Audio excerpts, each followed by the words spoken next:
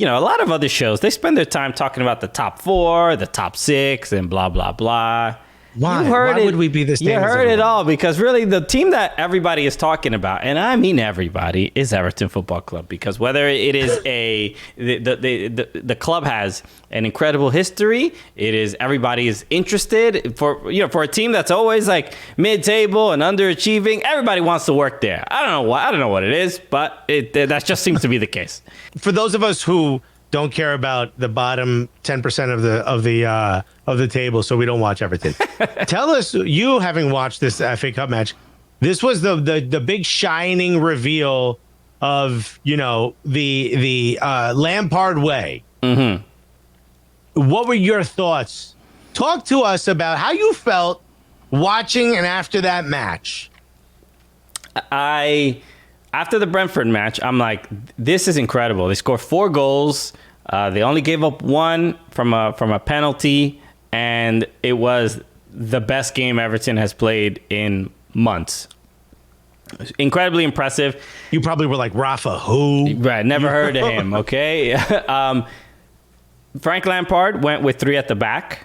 And that was already a big difference. There was a lot more possession, a lot more control of the game, winning second balls, going just the heart was just there. And then the team also looked really, really good. That was, it was like undoubtedly, this was just, they played so well. And it was just like the new manager bump that teams tend to get.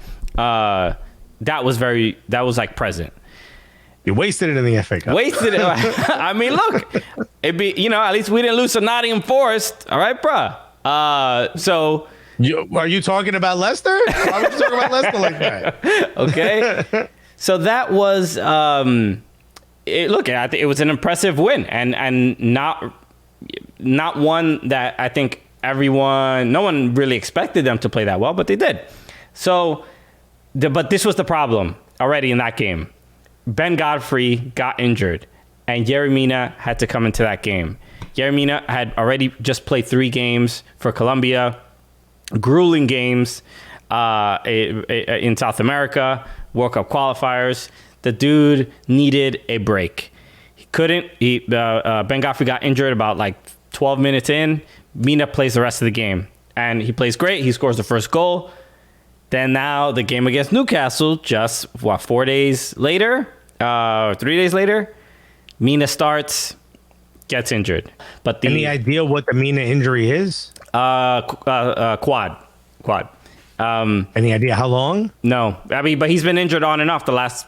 Remember, he got injured the day we went to Goodison. So he hadn't come back until he played for Colombia, and look, another injury.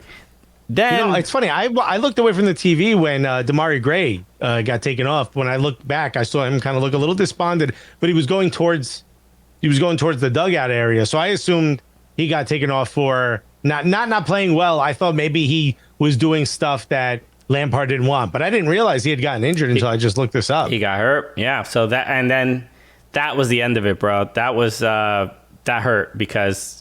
And also, Damari looked like something was wrong, even from the beginning of the game, because he was losing the ball, making mistakes. So not a great start, but they got a goal. It was an own goal, but then give up an own goal right after.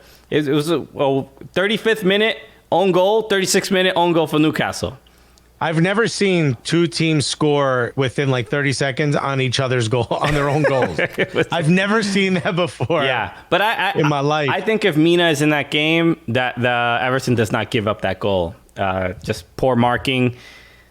Oh my God! Just Seamus Coleman getting. Saint Maximin was unreal. This dude, he wants to stay on this new money Newcastle. You know what I mean? Bro, he is trying so hard to be like, I'm not really as bad as the old squad. Can we talk about Alan St. Maximin a little bit, because he's such a fascinating player. He's clearly like, I mean, if you look at his like Instagram or whatever, he's clearly like has a lot of character, right? He's of the Benzema, Memphis Depay ilk.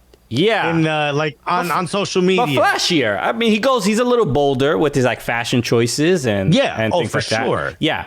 So Gucci headband. Right. You know what I mean? So that Gucci headband. he knows what he's doing.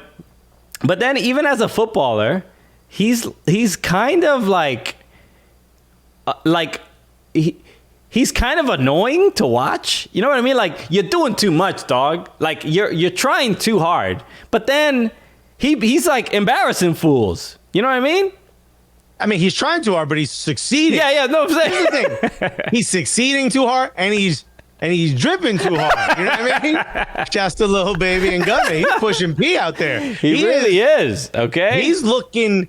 He has this weird thing where like there's a lot of fluff, but like he backs it up. You know what I mean? Right. Because he's definitely pacey as hell. The dude is crazy fast, and then he does things that makes you think another defender is going to 2-foot him for like showing off or too swaggy of a move, too much sauce. But then he's like good enough to get away from all of that. Right. It's kind of like. But then also he disappears for 75 minutes, so I never know where is Alonso Maximin right now. But I guess the move that Lampard thought the best idea was let's mark Saint Maximin with this 38-year-old Irishman in Seamus Coleman, and it did not go well. He was getting burned quite often. It was just not the right decision. But I think the injuries made all of that even more difficult. Newcastle deserved to win. Joe Willock just said, Dele Alli may dress like he's homeless, but he plays like he definitely has a home he'd rather be at. It's great.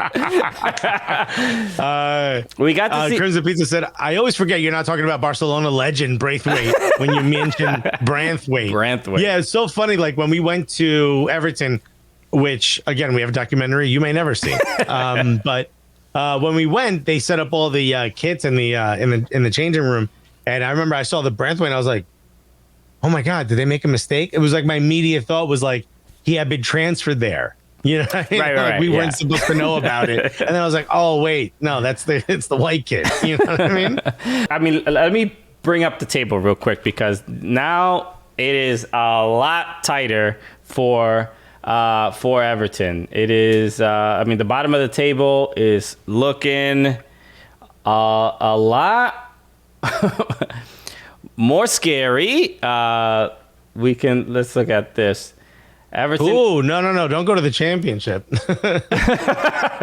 Everton is in 16th place with 19 points, and Newcastle is in 17th with 18 points. Well, I asked you before this match, if Everton loses, does that, because they're playing Newcastle, does that make this whole idea of Everton being in a relegation battle sort of more real? 100%. This is quite tangible. Now that that's the case, how are we feeling?